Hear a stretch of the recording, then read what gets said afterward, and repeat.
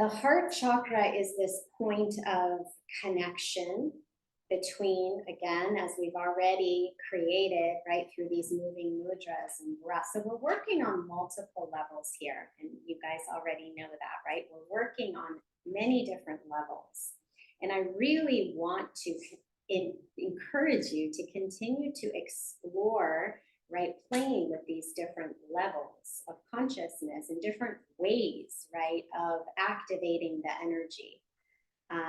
Because the more that the more you're aware of these different levels that you are, the more fun you can have in your life, just living every day, right? Because you have had an experience of yourself beyond just your physical body and the wounded patterns and stories, right? We've had a bigger experience that we can start to really kind of utilize and maximize here.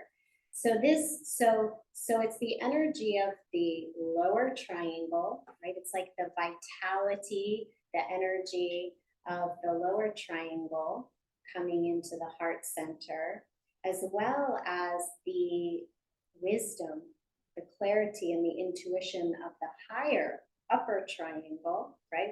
The upper three chakras meeting at the heart center, right? So it becomes, right, this living, we can call it the Star of David, right? Which is, it goes well before the biblical understanding of it, right? Dav, it is God, it's a word for God. Id is the ego, right? So it's the meeting, right, place of the personality and soul, right? Matter and spirit, inner and outer worlds, physical, metaphysical. And ultimately, the heart chakra is the destination point for our evolution. Okay? We want to have this free flow from the lower triangle and upper triangle through the heart center. It's really the representing in our chakra system this place of wholeness. This is where we experience wholeness, not just from the mind, right? Or not just from the body, but from both together, bringing both together. The heart is the spiritual core of who we are. It's the nucleus of our being, right? It's where and how we can access the infinite self, the true self, right? The true essence of who we are. It's where we alchemize. Okay, this is another key word for the heart chakra, is alchemy. It's where we alchemize polarity, again, above, below, within, without, right, left, to move beyond duality and into an experience of unity. This is unity consciousness. You can call it, many call it Christ consciousness, Buddha consciousness. There are many names for it, right? But ultimately, it's beyond any name or form. Can you say that? Because that's a lot. I want to make sure I understand. Yes. The heart is a point of a center, a portal that alchemizes polarity, above, below, within, without, matter, spirit, masculine, feminine, right? It's this harmonization point where we are able, right, the consciousness of the heart chakra awakened and activated allows us to move beyond the limits of duality and polarity, black or white, right or wrong, good or bad, to integrate both and move beyond duality through harmony, right, to a state of unity, wholeness, oneness. And yeah, is that? Okay. Yeah. So it's this merging of all opposites into deep harmony, where we can then perceive reality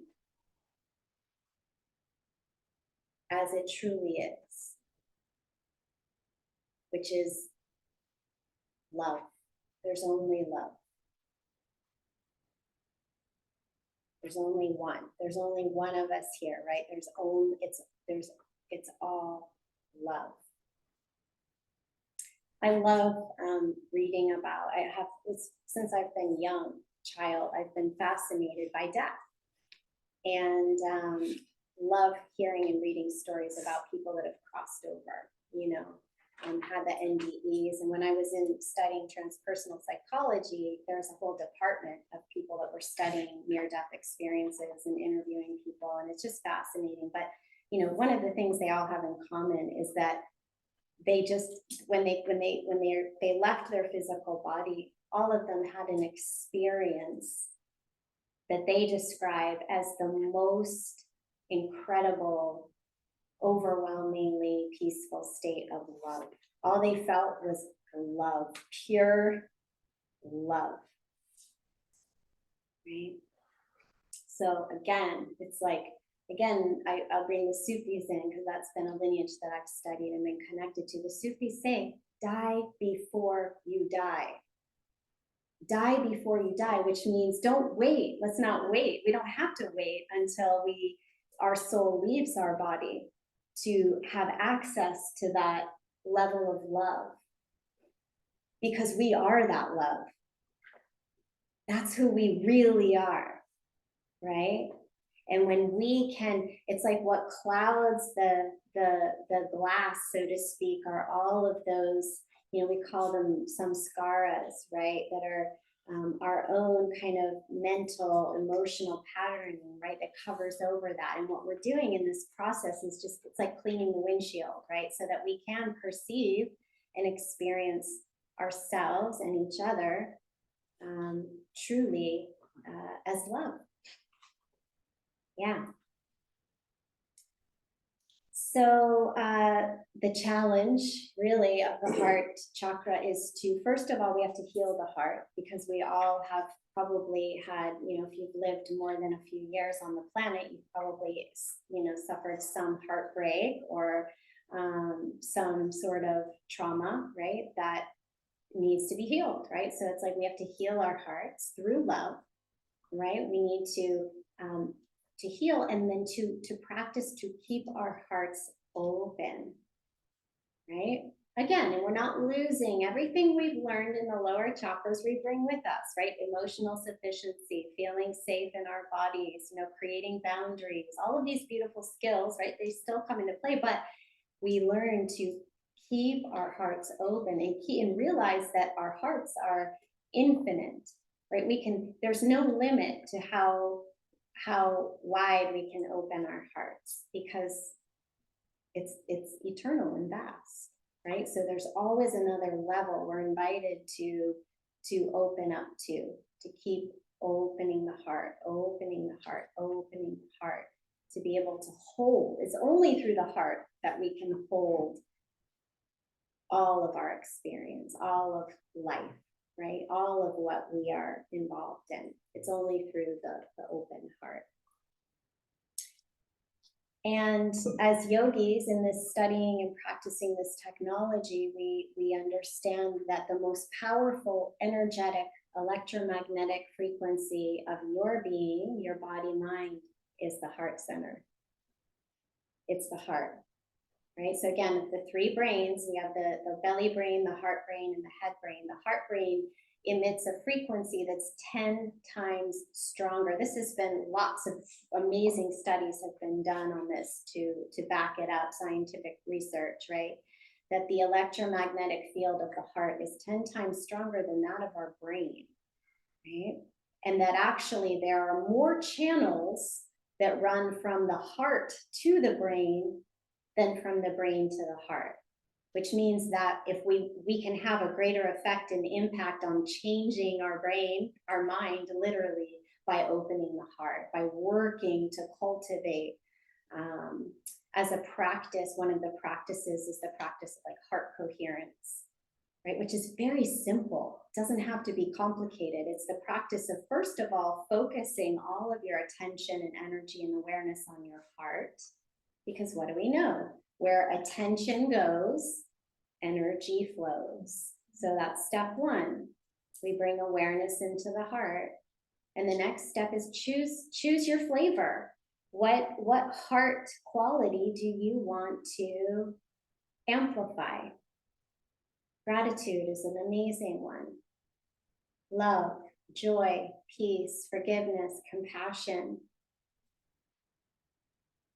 Right? It's like we can pick any quality, right? And just spend time, right? In that quality, activating it. And then that becomes our frequency. Over time and with practice, right? Our personal identity becomes aligned with that frequency. When our personal identity and our frequency, right, are of a high vibration, guess what? Your reality becomes very different. You create a different kind of reality, right? That is, again, going to be on the same level of that frequency.